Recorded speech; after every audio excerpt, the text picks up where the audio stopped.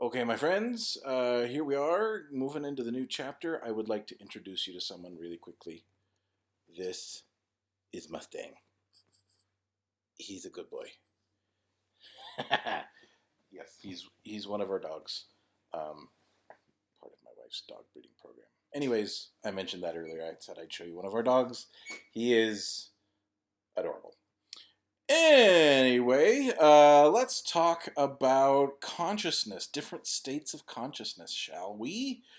This is fun stuff. We're going to talk some about different stages of sleep and how consciousness works and different things that affect it. And that's pretty much this chapter. And that'll be it for this unit. So, um, one of the things to think about with consciousness is to recognize that um, it isn't necessarily an on-off switch. Like, we sort of talk about it as being in everyday life. You're either conscious or unconscious.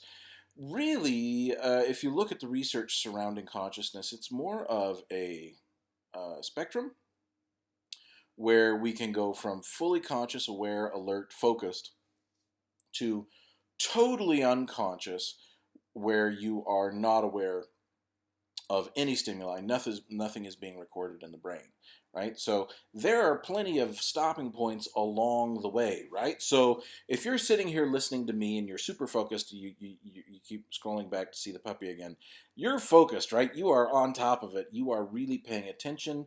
You are aware. You are focused on what's being said. However, 10 minutes from now, when I start talking about circadian rhythms or whatever, you may be a little less interested. And so you're like, Taco Bell sounds good this evening. Taco Bell never sounds good, but we eat it anyways because we hate ourselves. Uh, that in that moment, you are still awake, right? So you're still conscious, but you're less conscious than you were when you were really paying attention, right? You may start to daydream a little bit, where your thoughts start to wander. When you look at the brain scans of people in that state of being, they are qualitatively different than the person who is focused and paying attention and actively working on something. And then, of course, you've got different levels of sleep. It's not all just I'm asleep, I'm awake. And we'll talk about those different stages here in just a few minutes. But I just want to call out that there are different stops along the path of consciousness, not just conscious versus unconscious. And in fact, for some creatures, that gets even a little bit more complicated. No, don't chew that. He's a chewer. It's a little more complicated for some creatures than even it is for us, right? So you look at these pictures, these pictures, that picture. There's only one of these ducks, and these ducks are actually asleep. There's been some interesting research on ducks that shows that they sleep in huddles, and those that are on the outside of the huddle, meaning that they are not in the middle, are far more likely to be asleep with one eye open. Apparently, they listen to Metallica. I'm sorry, that's a terribly outdated joke. They sleep with one eye open and are actually able, ducks are able to process some visual stimuli while they are still asleep. Now, we as humans can't do this. I don't know if you've ever run across anybody who sleeps with their eyes open. I have a brother who sleeps with his eyes sort of cracked open. It's one of the creepiest things you've ever seen in your life. But I can go right in front of him and flip him off, and he will not be aware of it. Um, I may have done that as a child once or twice. No, actually, I didn't flip him off, but I did sneak into his room and steal some of his giant chocolate Hershey's Kiss that he got for his birthday. It was mint. I regret nothing. Um, Regardless, the fact that his eye was open didn't mean that he was processing anything. But that's different for ducks, right? And it has an adaptive benefit for these ducks. Those that are on the outside of the group are the ones who are going to get snatched first by a fox or whatever, some kind of predator.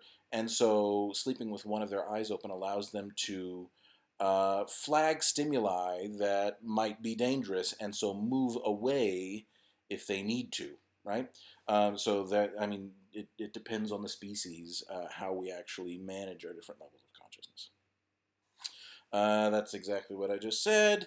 Let's talk about the difference between sleeping and waking and how that works exactly.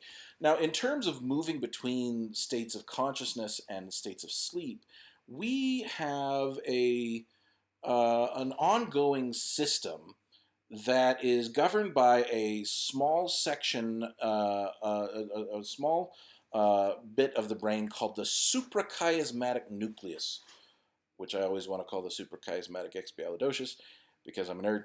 But that part of the brain, it receives light signals from the eye, right?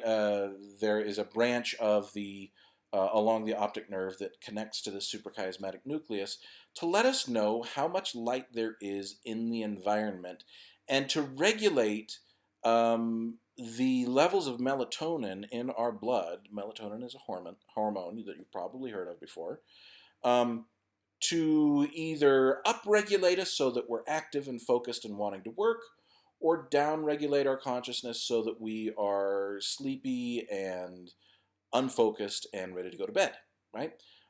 This is what we call the circadian rhythm. Now, interestingly, the suprachiasmatic nucleus does its job even without the presence of light. There have been many studies where they have deprived humans of all light and then sort of recorded their activity. And humans just naturally seem to follow, even in the absolute absence of light, seem to follow a 24 to 25 hour schedule, right? So you're still going to fall asleep, stay asleep for, 8 to 10 hours, and then get up and be awake for 14 to 16. And your body just sort of wants to keep that schedule, at least the average human being does. Now, what the suprachiasmatic nucleus does, though, is that it uses the signals of the brightness of light that is coming in from the environment around us to help us regulate that cycle, right? So if it's bright outside, more light is coming into our eyeballs, and so our suprachiasmatic nucleus says, it's daytime, we should be active, let's regulate our melatonin levels accordingly. And then when the sun goes down and light gets dim outside and it starts to get dark, then that's the signal to say, let's ramp up our melatonin so that we are wanting to go to bed, right? Ramp up, ramp down. I don't remember. You might want to double check that. At any rate, that's the part of our brain that helps us regulate these circadian rhythms. And historically, it was a super effective way for us to manage our sleep-wake cycles. In the current world that we live in, it breaks down a little bit because people are much more mobile than they used to be. You can travel thousands of miles in just a few hours if you hop on a plane. And suddenly you may get your circadian rhythm out of whack. And we'll talk about that here in a little bit when we talk about jet lag and what that can do. But first, let's talk about sleep. So we get tired, we are ready to go to sleep. There are reliable differences in our brainwave patterns that emerge at different levels of consciousness. And you can see these different levels here on this slide. Now, what happens is when you are awake and focused, like working on something, we have predominantly what we call beta waves, which are very rapid, very small waves. When you are relaxed and not focused on any particular thing, but just daydreaming or whatever, then alpha waves predominate. Now, alpha waves are still fast and small, but they're bigger and slower than the beta waves are. And again, these brainwave patterns are recorded via EEG, right? So these are electrodes stuck to the scalp, and you sort of get an average of the brain activity. This is what you would see in an average individual, right? Now, we'll skip over REM sleep for a minute because it's a very particular thing that I'll want to come back to and discuss in a little bit more detail. Usually what happens when you're, relaxed and at the end of the day, you gradually move from this wakeful pattern of brain waves towards stage one of sleep, which you see you've got these theta waves, which in comparison to our alpha waves are slower and smaller, right? They have a lower amplitude, but they are slower waves. And stage one of sleep is a really interesting one. This is when you are just falling asleep. In stage one of sleep, you may not even necessarily be aware that you are changing your level of wakefulness. You may still be slightly responsive to stimuli in your environment. This is a very light stage of sleep. You can be easily awakened, and if you are awakened, you may not even be aware that you've drifted off, right? People around you will probably know because your eyes have been closed for the last 5 minutes and your breathing has changed, and if you're like me, you've started to snore a little bit. But you may still think you're keeping track of the conversation. And if something sufficiently important enough gets said or something loud happens, you may jerk back into wakefulness and rejoin the conversation without necessarily being aware that you have passed into stage one of sleep.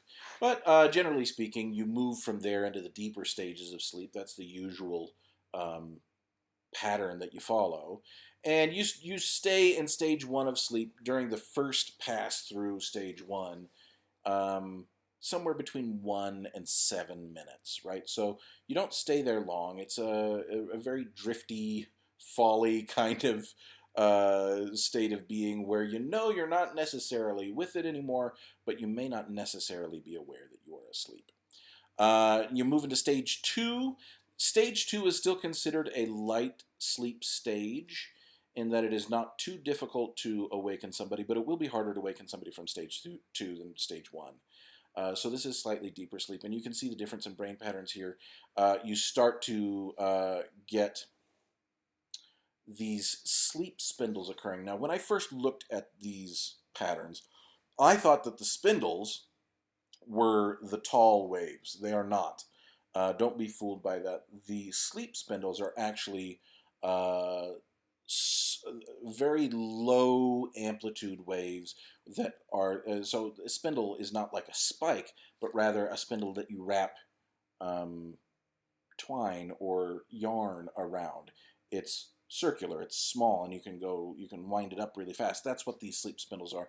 You get these low amplitude waves, and you can see them emerging here, these sort of longer sections of these very low amplitude waves that we call sleep spindles. Once you start to see those occurring in the brainwave patterns, you know the person has passed into stage two of sleep. Now, how would you ever know this? Well, just looking at somebody, you wouldn't. However, there are a wide variety of reasons and ways in which somebody might undertake a sleep study. I have actually done this before. I have sleep apnea, which is a sleep disorder that we will talk about a little bit later. And in order to discover that I had this disorder, I had to go to a clinic and sit in a room that looked like a hotel room. They hooked me up to a bunch of electrodes and told me to go to sleep, right? There was a bed there in the room, and there was a TV if I wanted to watch TV, and it was like a hotel room, except there was all this medical equipment in there, and somebody came in and put a bunch of electrodes on me, made it very uncomfortable to go to sleep, but eventually I did, and they recorded my brainwave patterns as I was sleeping throughout the night, and so in that scenario, they would know quite clearly when I was in stage two of sleep versus stage one. Now, ideally, you move from stage two into stage three of sleep. Stage three and four are both considered deep sleep or slow wave sleep stages. You hear both of those terms used. When you start to see delta waves emerging, the person is in stage three. And you can see those are the wider, tall waves as opposed to the narrower ones. And then when you get a stable pattern of delta waves emerging, then the person is said to be in stage four sleep. Stage three and four, these are deep sleep stages. It's hard to wake people from deep sleep. If you've ever done this before, this is when you have to shake the person for several minutes before they rouse because they are deeply asleep and it takes some time to move out of those stages. And if you do wake them up, they're likely to be confused and have a hard time understanding you at first and have a hard time speaking. when I first got married, it was really difficult because my wife was a real morning person, and I am not. I am a night owl, and so I would go to sleep hours later than she did, and she would get up at 6:30, and she was nice to me. She'd let me sleep, but right around 7:30 or 8, she'd come back in and wake me up and start talking to me. She'd been awake for an hour and a half, and her brain was buzzing with all these things that she wanted to talk to me about, and so she'd wake me up and start to talk. And it just so happened that that time of the morning, given my sleep cycle, I was in deep sleep, and so it would take her forever to wake me up, and then she'd start talking immediately, and I literally could not understand what she was saying because I was still coming up out of sleep. I was confused. I was slow, and like I could hear her voice. I could see her mouth moving. I knew she was talking, but I had no understanding of what was being said. And so I would try to stay. I would try to say, "Hang on for just a minute. I'm still waking up." But what would actually leave my mouth was something like, right? And so she had no idea. And so she'd just keep talking. Finally, after several months of being married, I was like, I talked to her about it later in the day. I was like, sweetie, just give me 5 minutes. Wake me up, go away for 5 minutes, and then come back and talk to me. And then I would love to talk to you. But as it is, I have no idea what you're talking about. Okay, so yeah, you wake somebody up from deep stage sleep. They're going to be hard to wake up. They're going to be confused. Yeah, I think that's all I want to say about those. So know the distinctions between the stages in terms of brainwave patterns. I think that's a good idea. Now here's how we tend to move through sleep throughout the night. Average person needs about 8 hours of sleep, and you can see that this red line here is how we move through the different stages of sleep throughout the night. So you start out awake, and then as you fall asleep, you move through stage 1, and then into stage 2, stage 3, stage 4.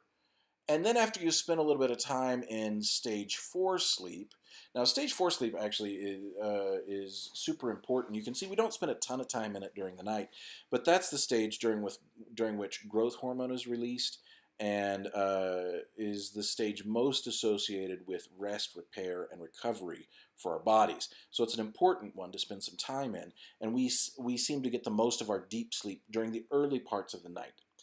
But you spend a little bit of time in stage 4, and then you move back up through the stages until you get to stage 1, and you don't actually go back into stage 1 sleep.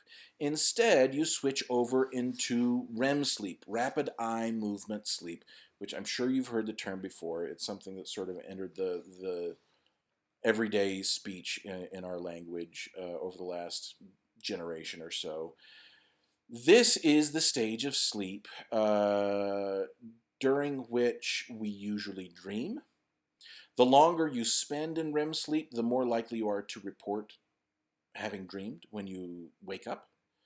And if you wake somebody up during REM sleep, in studies that they've done, about 80% of people report having been in the middle of a dream when they awoke. So this is it's an interesting stage of sleep, physiologically especially. All of the other stages of sleep, the deeper you get into sleep, the more your body slows down, right? So your heart rate and your blood pressure and your breathing all decrease as you move from stage 1 into stage 2 into stage 3 into stage 4, right? Everything gets slower. And then you move back up through these stages, you go into REM sleep, and your heart does speed up, but it also becomes erratic. Your heart rate and your breathing become slightly erratic. You get rapid eye movements as your eyes are closed behind the eyelids. That's why it's called REM sleep. And you get increased blood flow. This is why guys will tend to get erections during their sleep. It's not because of what they're dreaming or anything. It's just the blood flow in the body moves towards the genitals during that stage. So for guys, that's erections. For women, that tends to be vaginal lubrication will occur during REM sleep. And that's just what the body does, right? Independent of dream content or anything else. So you spend a little bit of time in REM sleep, and then you go back through the stages. And as you can see, as you move throughout the night, you spend more and more time in REM sleep, less time in deep sleep, until you reemerge into wakefulness. Um, and that's how the night generally progresses. This is one of the reasons why you are always encouraged as a teenager and now as young adults to get a full 8 hours of sleep, because when you cut off your sleep at 5 or 6 hours, you're actually missing out on the majority of your REM sleep, because it has yet to occur. The most of it's going to happen during those last 2 hours. And REM sleep is actually super important, it turns out, in the consolidation of information into memory. So they've done really interesting experiments where they have intentionally deprived people of REM sleep. They don't wake them up, right? They just have them go to sleep. They have them learn a task or learn a series of words or something that they can then be tested on the next day, have them learn that thing before they go to bed, and then track them through the night. Some of those participants then will have their sleep disrupted either through mild electrical shocks or by somebody coming in and shaking them gently, so that instead of going into REM sleep, they either wake up entirely or partially wake up and then sink back into stage 1 and stage 2 of sleep. Either way, they are intentionally deprived of REM sleep. The people who are deprived of those hours of REM sleep perform far more poorly the next day on recall and performance tasks of things that they had learned the day before. So REM sleep is important for us learning things, essentially.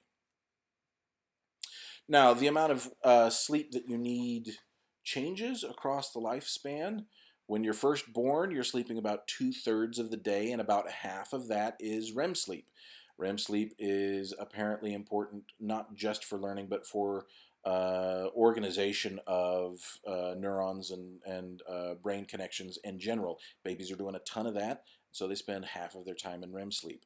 But that tapers down through the first couple of years of life, and you reach sort of a constant level of 1 to 2 hours of REM sleep throughout childhood and early adulthood. And you can see the total hours of sleep declines as you age to about 8 hours of sleep during young adulthood, and then it gets lower and lower as you get older. It's very common for folks who are elderly to go to sleep at 11 or midnight or whatever, wake up at 2 or 3, be up for several hours, and then go back to sleep for a couple of hours, and only get 4 or 5 hours of sleep a night. That's just how the body works as you get older. And you can see they get a commensurately smaller proportion of REM sleep during those late years. So it's just something that changes across the lifespan, and it's worth being aware of. Hey, stop it. Kitty, stop it. It's a dog named Kitty. It's a different one. Sorry. Okay, now, interestingly, talking about dreams, we do spend. You can be in REM sleep without dreaming. However, nearly all dreaming that people report occurs during REM sleep. And we all tend to dream about similar things. This is people reporting on the types of dream that they've had, that they remember having. More than 80% of us remember having dreams where we have been chased. 76% of us have had dreams of sexual experiences. 74% of us dreams of falling. Like, we all tend to dream along the same themes. And as to why that is, well, we've got a few different theories that we'll talk about here in a second about why do we dream and what's it about. But you can see, I mean, these are things that everybody experiences, or most everybody experiences, in very similar kinds of ways. We all want to think that we're super unique and not at all like the people sitting next to us. But the fact of the matter is, humans are all more or less concerned with the same things and end up dreaming similarly. Even though the individuals involved in your particular dreams might differ from, I would hope, differ from one person to the next. But yeah, dreams are a super funny thing. Now, why do dreams happen?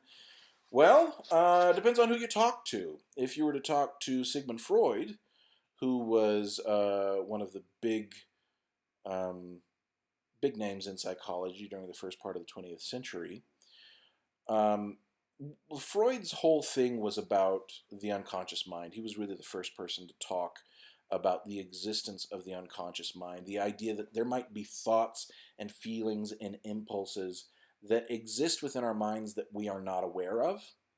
Now, that's a pretty common idea these days, but it is common now because of Freud. He was a very influential and powerful voice within psychology for a very long time. Um, and you've probably had that experience, right, of being like, "Whoa, why did I just do that thing that I did right now? I don't really understand myself. I didn't realize I was thinking that. I didn't realize my own motivation." This is Freud's major contribution to the field of psychology. But in regards to dreams, he felt like dreams were what he called the royal road to the unconscious.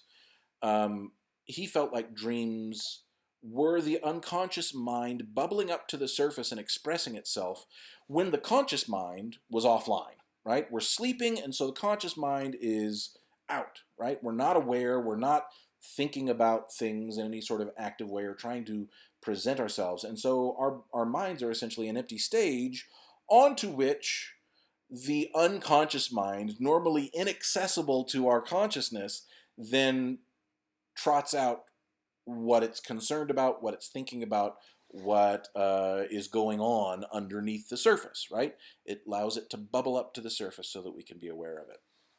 And so part of the psychoanalyst's job, psychoanalysis was the form of treatment that Freud came up with.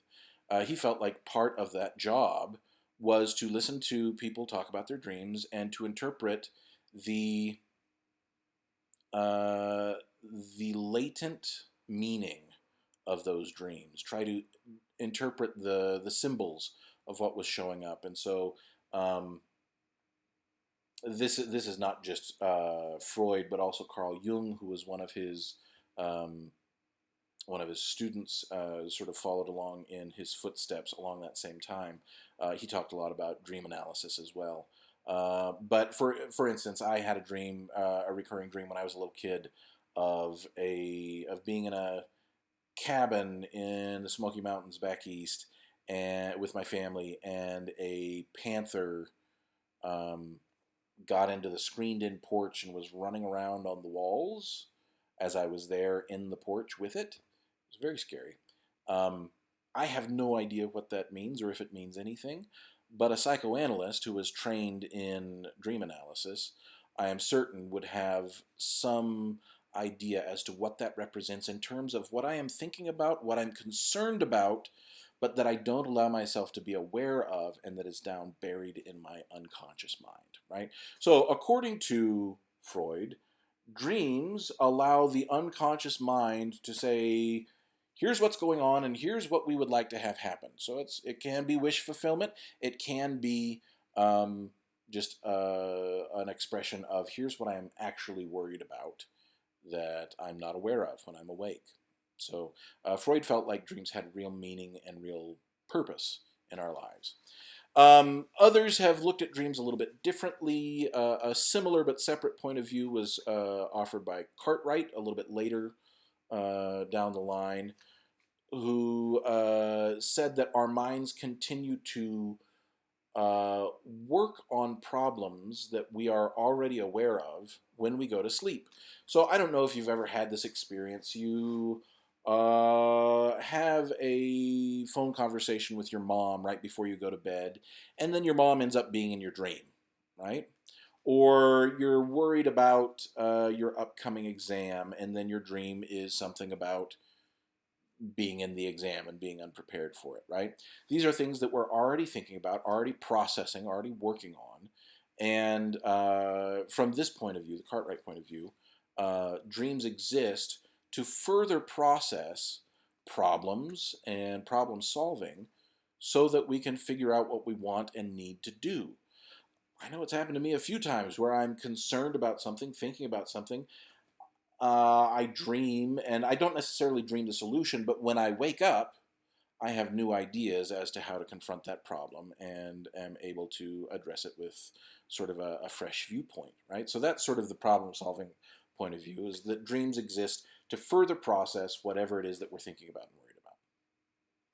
The third model that I'd like to talk about, which is the most unique, is the activation synthesis model, which states that dreams are not anything intentional, but rather are random activations of neurons in the cerebral cortex as we are sleeping, that then our conscious mind, or not conscious mind, but our mind tries to make sense out of what is essentially noise, right? And this point of view seems particularly relevant for those dreams that you wake up from and you're like, whoa, what was that about? That was weird. I remember having a dream about being in a police ride along where the policeman in the driver's seat was Snoop Dogg. It got weirder from there, and I don't really want to tell you the rest of it. But that it was just this weird hodgepodge of random things that I wasn't even necessarily thinking about or worried about, or just sort of popped up, right? And so the activation synthesis model simply says that as we get these random activations of neurons as we are sleeping, our brain tries to make narrative sense out of it, because that's what our brain tries to do. Our brain tries to make patterns out of the world around us. And so the brain does what the brain does, even though we're sleeping, and even though there's no actual signal there, it tries to make a signal out of the noise, and so you end up with super weird, super random dreams. Now, is any one of these theories of dreaming more correct than the others? I don't know. It's one of those things that's really hard to nail down specifically, because a lot of what we know about dreaming relies on people's self-report, especially when it comes to the content of dreams and what that ends up meaning for them individually. I absolutely know folks, and have even had dreams myself, that felt like they had real import to them, that I felt like I learned from and changed because of the dream that had occurred. But a lot of them are just random nonsense, right? And so maybe different dreams can correspond to different theories of dreaming, and they all have something to bring to the table. That's my take on it, anyways. Okay, circadian rhythms disturbances. I mentioned this earlier when we talked about the maintenance of the circadian rhythm due to the input of light signals into the eye. Now, one of the ways that that can get disrupted in our everyday life that we live now is if you take a cross-country trip, right? Your body is accustomed to getting up at whatever time you get up. Let's say you get up at 8 and you're used to going to bed at 10, right? Your body gets accustomed to the amount of light coming into your eye increasing right around 8 o'clock in the morning. And so your body then just learns the circadian rhythm, sort of schedules you so that you want to wake up right around that time. And you are then have more energy and more active and can go and do your things. And then you start to ramp down right towards 10 p.m. and the light is disappearing and your body wants to sleep. Now, suddenly, let's say you move from California to New York. Well, then that light that you're expecting to show up in your eyes right around 8 o'clock is actually showing up at a time that your body thinks is 5 a.m., right? Because you're in a different time zone. And so the sun is rising at a different time than you expect it to and setting at a different time. And this creates this real sense of exhaustion and dysphoria that we call jet lag, right?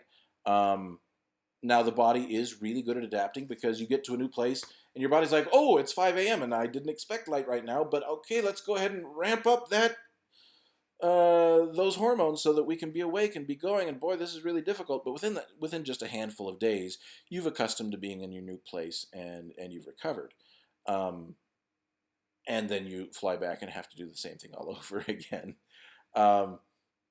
That's not the only way that you can get circadian rhythm disturbances if you end up working the night shift, where you are regularly having to be alert and active at night and asleep during the day, then that requires um, some real adjustment on on the part of the person who is working those shifts.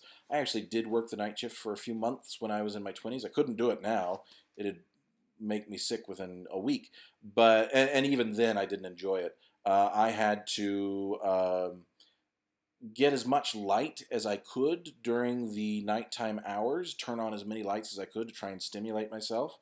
Um, and then had to use blackout curtains so I could sleep during the day.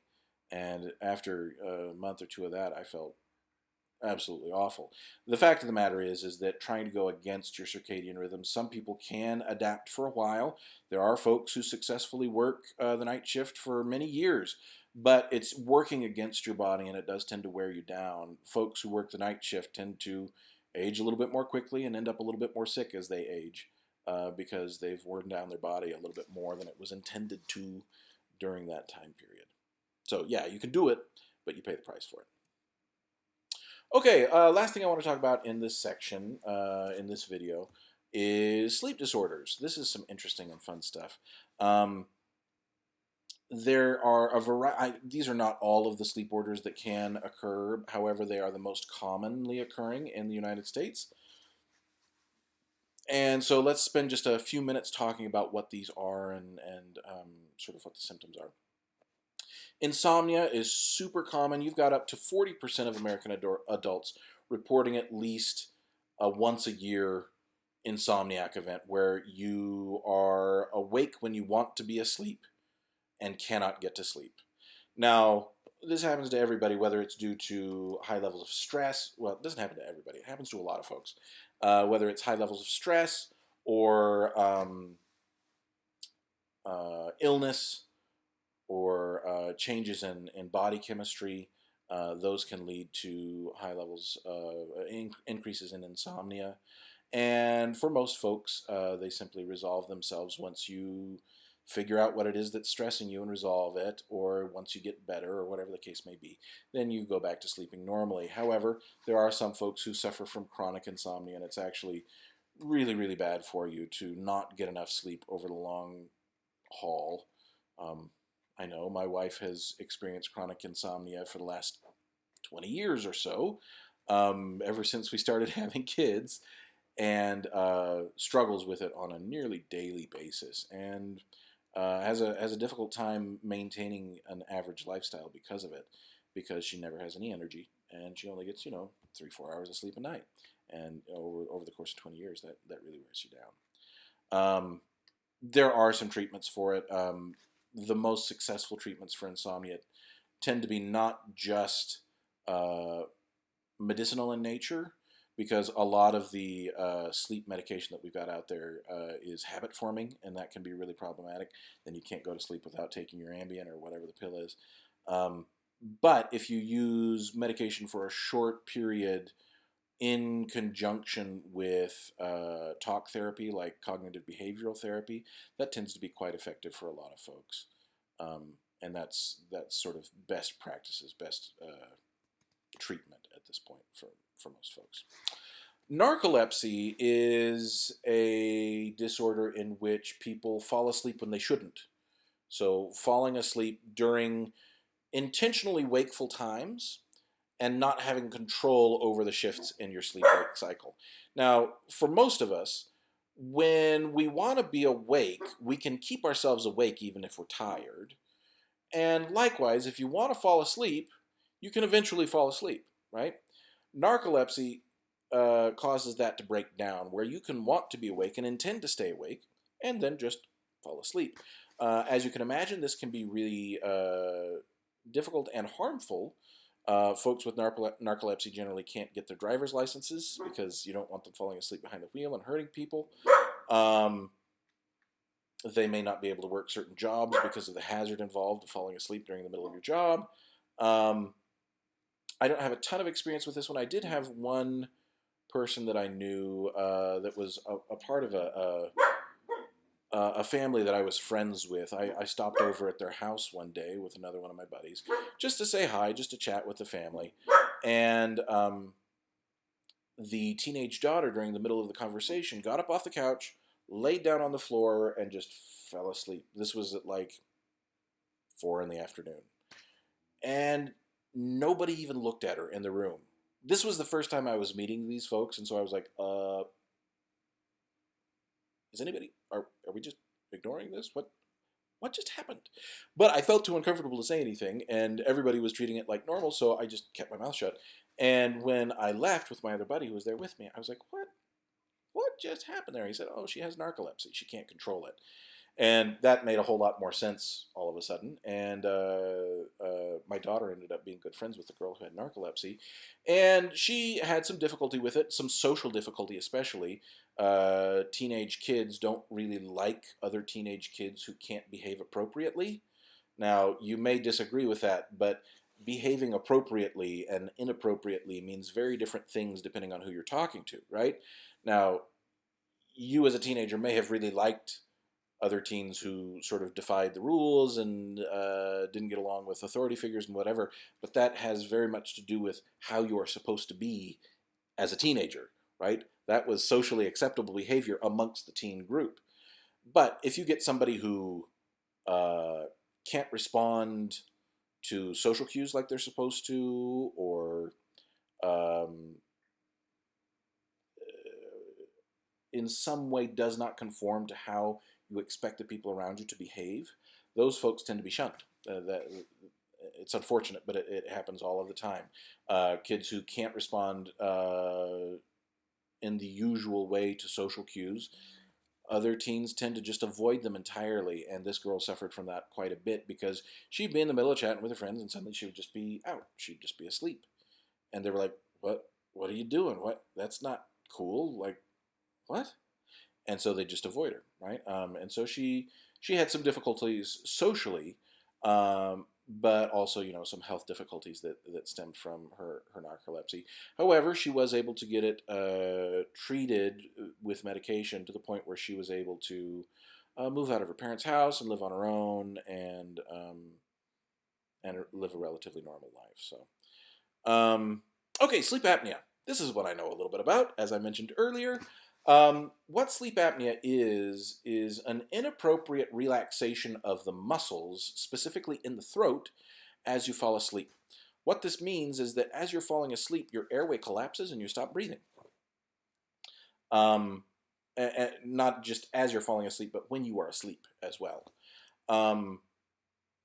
What happens then is that the body then has to push you out of the deeper stages of sleep to bring you back to enough awareness that those muscles firm back up and you start breathing again. This disrupts your sleep patterns, and as we talked about earlier, your sleep patterns are very important. You want both your deep sleep and your REM sleep because then that allows you to be healthy and to learn and to all this stuff.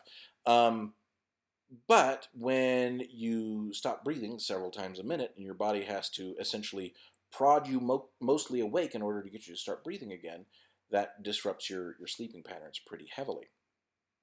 It's also apparently super nerve-wracking to be next to someone who has sleep apnea, according to my wife at least, who the first few years we were married, once again, she suffers from insomnia. It's a pretty bad combination there.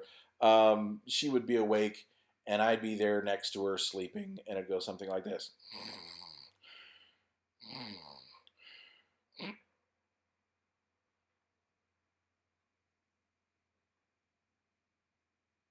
When I'd start breathing again, and she would just about jump out of her skin and pee the bed. And this would happen multiple times a night. And eventually she's like, listen, let's get this treated because I don't like having you in bed with me, and that feels bad. So, yeah, so I went and got it diagnosed via a sleep study, as I mentioned. And there are treatments available for it.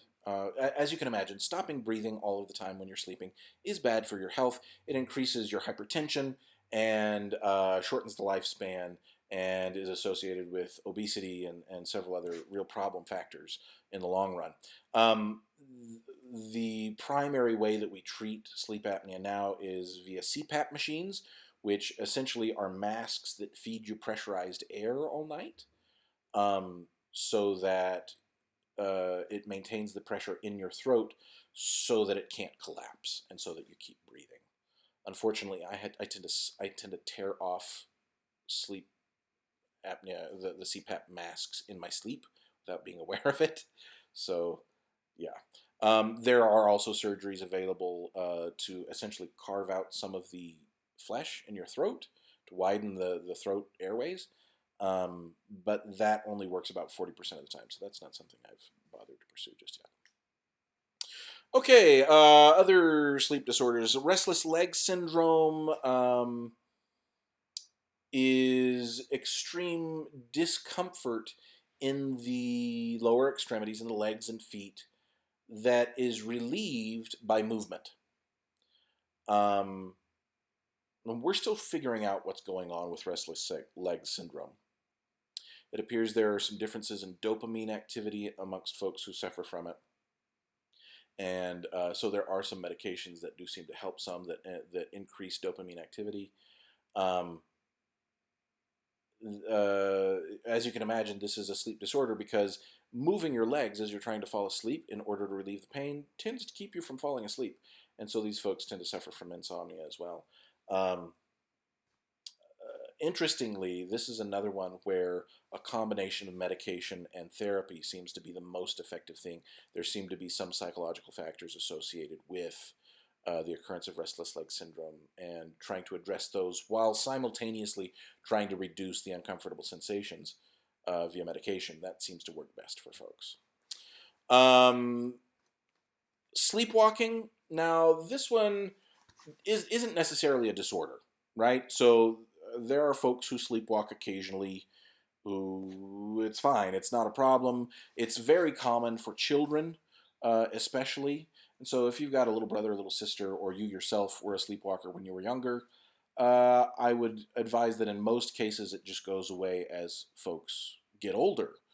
However, there are those who, even into adulthood, will continue to get up and move about as if they are awake when they are asleep. Sleepwalking occurs during the deep sleep stages, stages 3 and 4. So these are not, they're not dreaming. They're not acting out a response to their dreams. And in fact, during REM sleep, one of the physical aspects of REM sleep that I forgot to mention when we were talking about that earlier is your muscles actually go entirely limp when you are in REM sleep, specifically to keep you from acting out your dreams. There is actually a sleep disorder called REM sleep disorder where that lack of movement fails to occur. This usually occurs in older men, and then they will act out their dreams, and that can be, harmful, as you can imagine. This is not what's going on with sleepwalking. These are folks who are not dreaming, but are rather getting up and moving as if they were going about their regular day's business. And their eyes may be open, they may seem to be awake, but are unresponsive or not regularly responsive to what's going on around them. And you may have heard that it's dangerous to wake a sleepwalker. That is not true. The best thing you can do for them is wake them up gently and lead them back to bed, and they'll be fine, right? I have a daughter who was a sleepwalker when she was young. It was honestly one of the creepiest things. She was this little white-haired ghost of a girl. And when she was 3 and 4 years old, she would just show up in our room every night.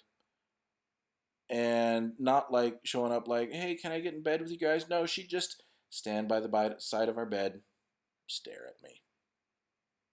And you know how you can feel when somebody's looking at you? I would be asleep, and then suddenly I'd wake up, sense some difference in the room, and I'd be like, what? And I'd look over, and there's my daughter Faith staring at me with empty eyes, this little white-headed thing, like a zombie. It was super creepy. I was just waiting for the night when she was holding a knife in her hand. She didn't ever do that, thankfully. But, I'd just lead her back to bed, and she'd lay back down and close her eyes, and she'd be fine. She would also talk in her sleep. She still talks in her sleep, actually. She's now 19, shares a bed with her older sister who's 20, and the 20-year-old actually suffers from insomnia, and her younger sister who sleeps with her talks in her sleep. And so that makes for an interesting combo sometimes too, right? I think the most recent one was um, my oldest daughter was up reading, she couldn't sleep, and Faith, who was the sleep talker, said in her sleep, "Hey, you want to hear a secret?" My daughter's like, "Yes, no, I don't know, what?" She's like, "I counted my toes, and there were 6 of them." And my daughter's like, "That's it, I'm out of here. I am not sleeping in the bed with you anymore. Done, out." Um, at any rate, this does not appear to be linked to any sort of dream content. Um, and again, you settle the person back down, and they'll go right back to sleep, and it's no problem. Another sleep disorder that is similar in its origin to sleepwalking is night terrors. Night terrors is when someone wakes up out of a dead sleep. They may scream. They may not scream. They may simply have the appearance of being very frightened. So it's a sudden jump in heart rate and body activation that makes the person sit up in bed and go, "Ah!" Right, or scream, or whatever the case may be. Night terrors are actually different than nightmares, right? Nightmares are just scary dreams. Those happen during REM sleep. Night terrors occur during slow wave sleep, during stages 3 and 4. Generally, there is no content associated with night terrors. They're not actually scared of something that they dreamt. Their bodies are just inappropriately activating their fight or flight response. And so once again, they're likely to be quite confused and may not be entirely awake. The same girl who was the sleepwalker also had night terrors when she was young, and so she'd scream, and then I'd have to run in there and essentially just pat her on the back to soothe her a little bit and lay her back down and let her know she was okay, and then within a minute or two she was back to sleep. It's not a nightmare. It's just the body getting ramped up. It's an inappropriate activation of the sympathetic nervous system, and that's what a night terror is. Okay. All right. There's plenty more we could talk about there, but I'm going to go ahead and cut us off at that point, and then I'll come back to you on Thursday with the rest of the stuff from this chapter. Okay. Thanks, everybody. Have a good one.